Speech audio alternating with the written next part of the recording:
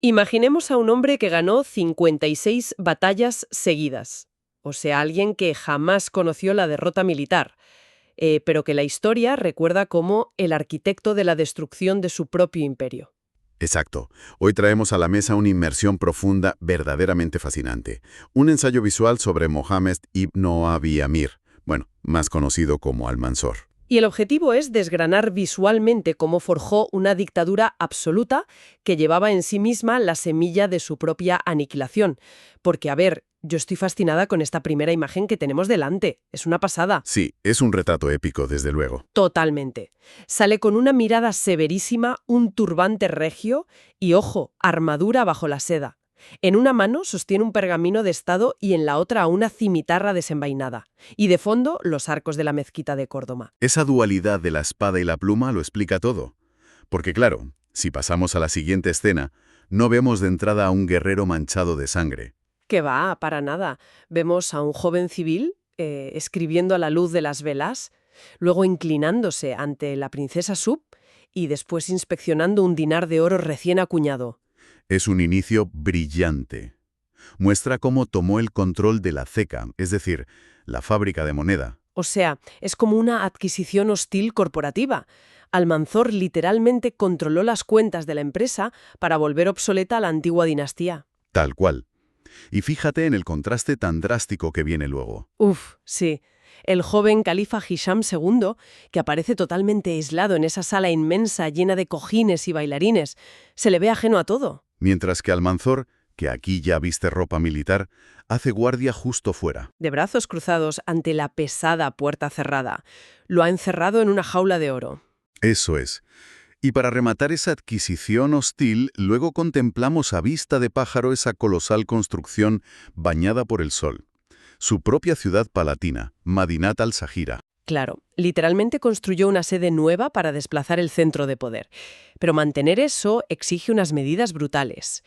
Y el tono se vuelve mucho más oscuro en las imágenes que siguen.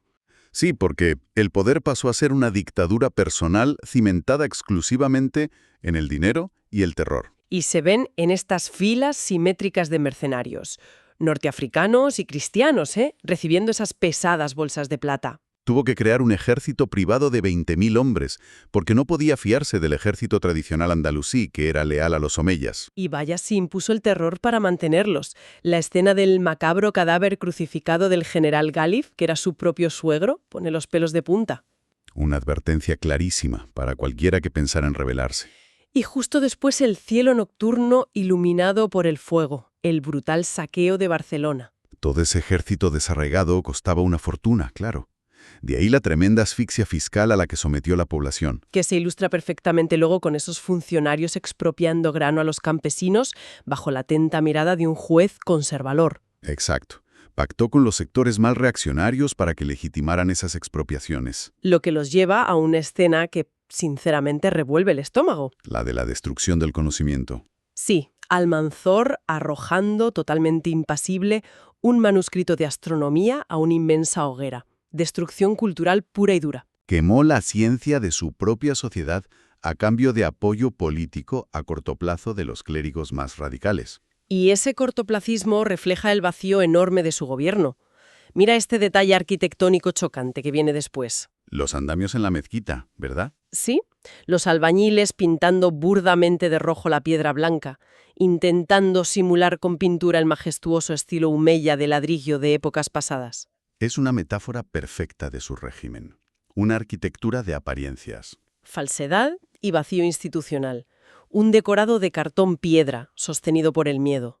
Pero, ojo, de cara al exterior la maquinaria de propaganda era imparable. Desde luego, el humo sobre las ruinas de Santiago de Compostela es sobrecogedor, Y la escena de los prisioneros cristianos exhaustos. arrastrando las pesadas campanas de bronce para acabar colgadas del revés como lámparas en la mezquita. O sea, el cenit absoluto de su poder. Lida en Cervera. Era una máquina bélica llevada al límite. Hasta que la luz se apaga. Vemos a un Almanzor ya anciano, pálido y muy enfermo en su lecho de muerte en Medinaceli.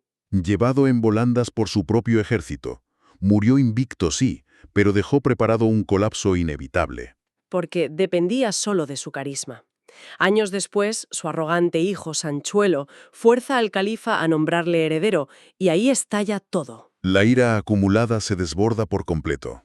Las turbas, enfurecidas con antorchas, toman las calles, palacios reducidos a cenizas.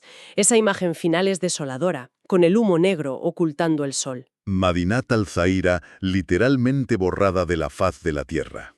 Es de una ironía trágica tremenda. Forjó una maquinaria bélica tan dependiente de su propia persona que al faltar él, sus mercenarios descuartizaron el país. Por eso considerarlo el arquitecto del colapso es tan acertado. Ganó cada batalla, pero destruyó por completo la cohesión de Al-Ándalus. Y así cerramos este recorrido visual. Nos queda clarísimo que la invencibilidad militar no garantiza en absoluto la supervivencia de un Estado. Ni mucho menos. Y esto nos deja con una reflexión final ineludible. Si una sociedad permite que se queme su conocimiento y se vacíen sus instituciones a cambio de la seguridad que promete un líder fuerte, o sea, ¿es el colapso posterior un trágico accidente o simplemente una cuestión de tiempo?